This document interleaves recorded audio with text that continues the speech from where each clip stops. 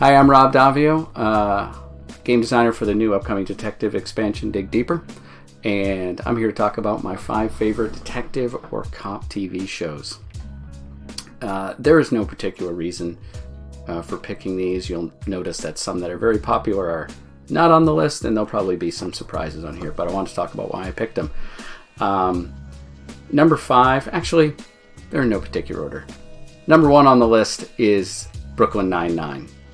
Not really a deep detective show. It isn't a whodunit, but I'm recording this during quarantine, during COVID, and my wife and I are catching up. We had never seen it. We've watched through 4 seasons. It is making time fly by.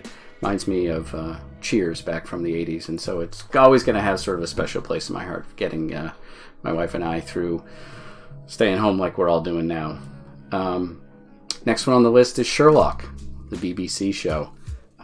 Each one is a mini movie. They're very, very smart. They're very interesting, and often when I'm finished, I still don't know exactly what happened and have to think about it, which is exactly what a Sherlock story should do. If you're as smart as Sherlock, then Sherlock isn't being Sherlock. So I thought they're wonderfully made, especially the early series, and they sort of just came out of nowhere and reignited some of the Sherlock Holmes TV shows and movies that we've seen lately.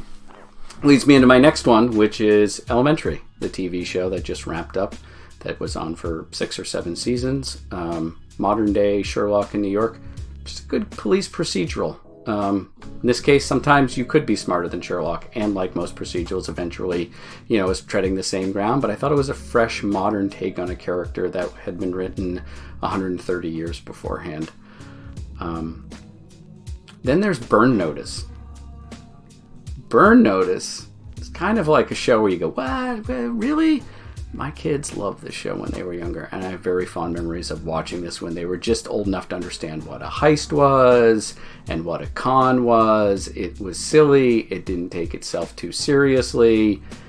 It was just something that when they were younger I could put on and we could watch while I was making dinner, while we were eating dinner, and I just got some nice dad memories from that one. And the last one is Person of Interest.